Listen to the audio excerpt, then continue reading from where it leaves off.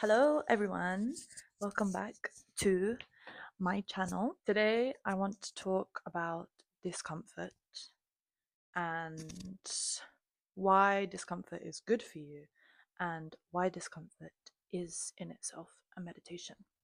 So I started thinking about this because it's my birthday tomorrow, Gemini season. Hola, all my Gemini girlies. I'm feeling like weirdly energetic and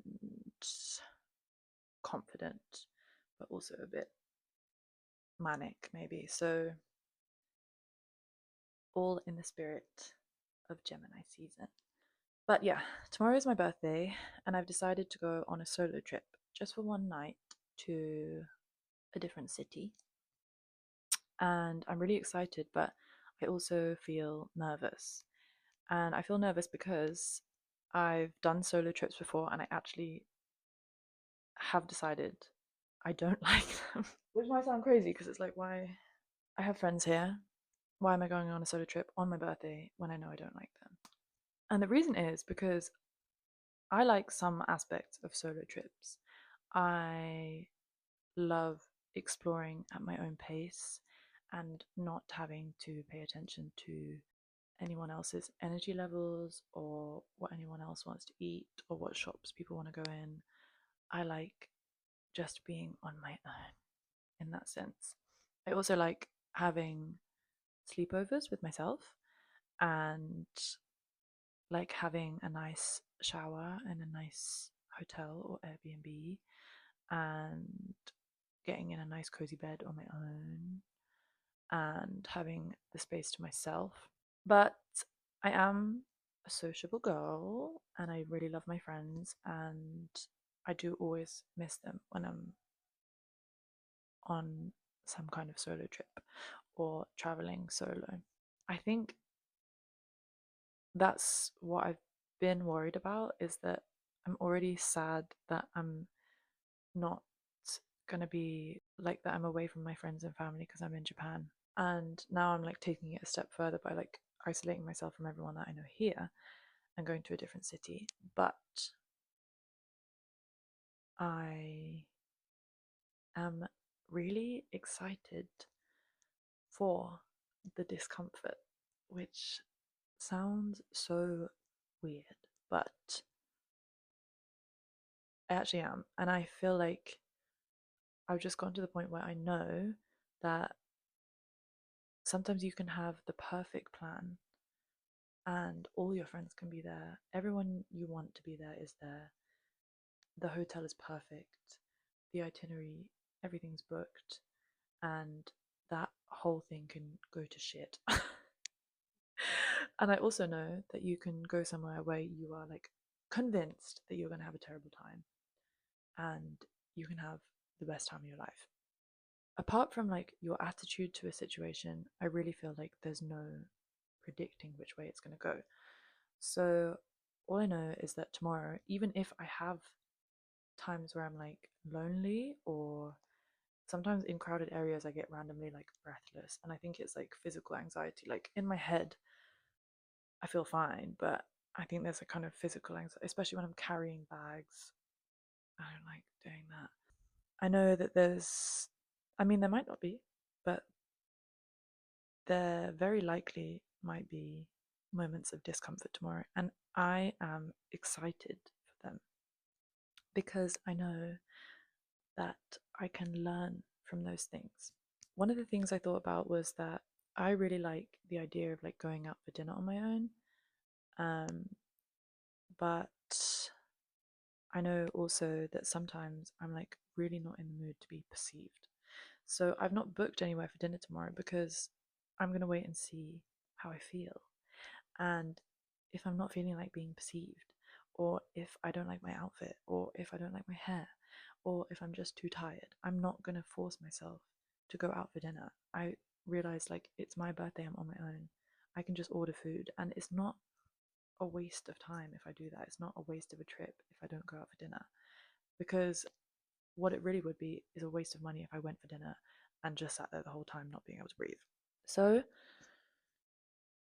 yeah, I feel like leaning into discomfort in this way is like one of the highest forms of meditation. Genuinely, I know I sound cringe, but truly,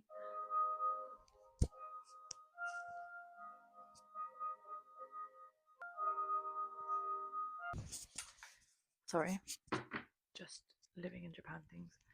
But yeah, being unafraid of discomfort has taught me so much, and it's taken me a long while to get here. And anyone who knew me when I was a teenager or in my early 20s probably can't imagine me not being a control freak.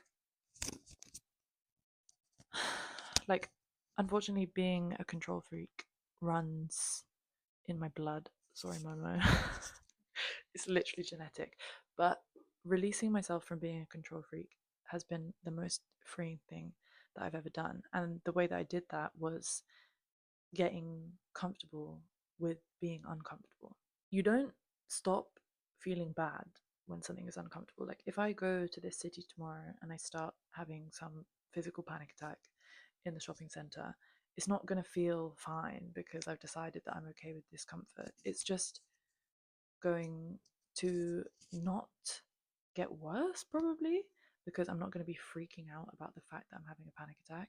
I'm just going to sit there and be like, okay, this is happening right now. What are the things that I can do to curb this? Or just wait. Can I just wait until it passes? Because it will pass. It's so uncomfortable to do this when you first start doing this, but once you do it for one thing, you can do it for anything. Genuinely, like my dance class that I go to that I love so much, I adore it. I almost, after like the trial session, I almost like didn't go back because it was so horrifically uncomfortable for me as someone who danced growing up for a long time and has always identified as a dancer and has always imagined that I can dance. For me to go back to doing choreographed dance and not be able to learn the choreography straight away like I used to be able to when I was a kid was like earth shattering for me. Like it was horrible and like made me question everything I think about myself. You know what I did? I thought I did it once, I can do it again, and I don't even have to do it as well as I did it before. This is just for like my health, it's just to meet people, it's just to move my body, it's just to listen to music, it's just to do something I love. I don't have to be great at it. And I can also use this as a meditation to face discomfort. And I took that opportunity and I've been going to dance class every week. It's like my non negotiable hobby. I show up even when I don't feel like showing up. I will always go to dance class unless there's like a national emergency or I'm like so ill that I actually can't get out of bed. I think that that's really rewired my brain. And I think a lot of people talk about like gaining confidence through hobbies. And I think that that is one of the ways that you do it is by watching yourself fail and then showing up the next time anyway, and then realizing that you're not going to fail every time, and then realizing that sometimes you're going to go through a streak of like not failing at all, and then one day you're just going to get humbled, and all of that is okay, and all of that is part of the process, and none of that is embarrassing. Like, I don't look at anyone else in my dance class when they can't do something, even when they can't do something and I can. There's not a single thought in my head like, why is she here? She can't do that. That's so embarrassing. No one thinks like that. And if anyone does, like they're really, really, it's not important that you care what they think. What they think is not important. I could have just not gone back to dance class because I felt so uncomfortable in the fact that I'd told everyone that I used to dance and then I couldn't learn the choreography. Like, literally, not even 2 steps of the choreography, I couldn't learn it. I couldn't let that stop me, but I didn't. And now it's like my favorite thing that I do, genuinely my favorite thing. Relationships, it's the same thing. I feel like I used to be a really argumentative person. I'm not going to say that I'm not anymore, okay? Because I would love to not be, but I do. I'm like quite easily triggered as a person. and I love a debate. And those two things combined, yeah. And I've not been short of arguments in my life, but I think in relationships, I'm really, really learning to just be uncomfortable with what someone has said to me and feel that discomfort. And maybe I'll make a face. It's really hard to control, but I don't have to say something back to them, because once you start like watching your discomfort, you also realize like someone saying something to me that's really annoying. It feels uncomfortable. But I know that what feels worse is if I snap back at them and then I go home and I think, that's not who I want to be. I don't want to be snapping at people. I don't want to be argumentative. That whole spiral is not worth it. So it's really worth me sitting through that little bit of discomfort when someone says something annoying. Most likely, I'm going to forget about it, or I've misunderstood, or something that happened recently. I was just like a little bit emotional about something else that had happened in my day. And then I took something that someone said completely the wrong way. And I was able to look at the bigger picture and be like, I'm not going to react to that yet because I might be completely wrong about that person's intentions and why they said that. And I was.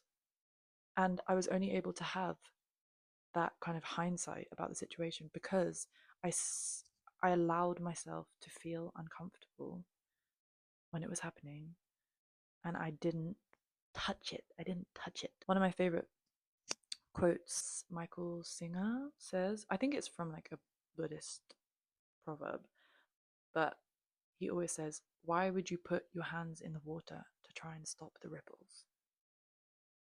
That has helped me in so many situations where I really, really want to crash out or just kind of like intervene in something that's making me feel uncomfortable and try and control that situation in order to try to make myself feel more comfortable. But why am I putting my hands in the water to stop the ripples?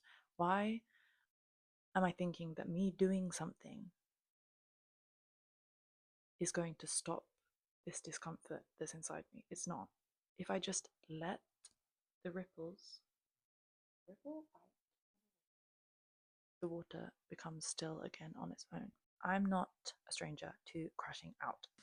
Like, it can get bad, but what a crash out really is, like, let's define a crash out. A crash out is when you have this overwhelming feeling that you have zero control over a situation, and the only thing that you can do in response to that is like be hyper emotional, whether that's angry or like violent even, or just like really upset.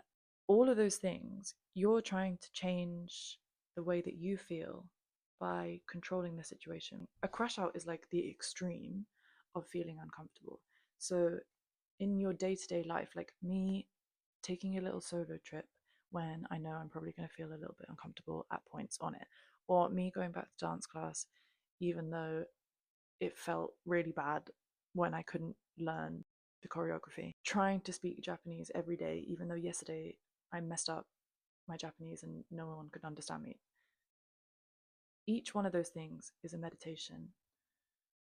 Each time I choose not to put my hands in the water to stop the ripples, I am preparing for me being able to just stand back and let things happen instead of crashing out.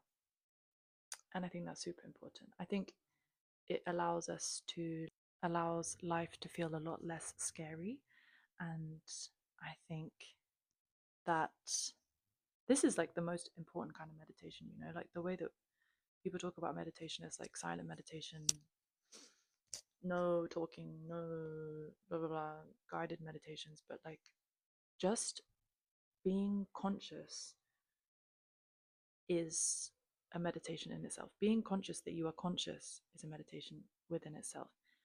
And it's so easy to notice when you feel uncomfortable because you're always trying to do something about it. You're always trying to make yourself feel more comfortable. But whenever you notice that you're trying to make yourself feel more comfortable, just mentally and physically sit back, just watch the ripples. So yeah, I'm going to take this advice with me into tomorrow, and this is why I can still feel excited about tomorrow, even though I'm super aware that there's going to be moments of loneliness. Like I said, maybe there won't be. Maybe it will be the best day of my life. But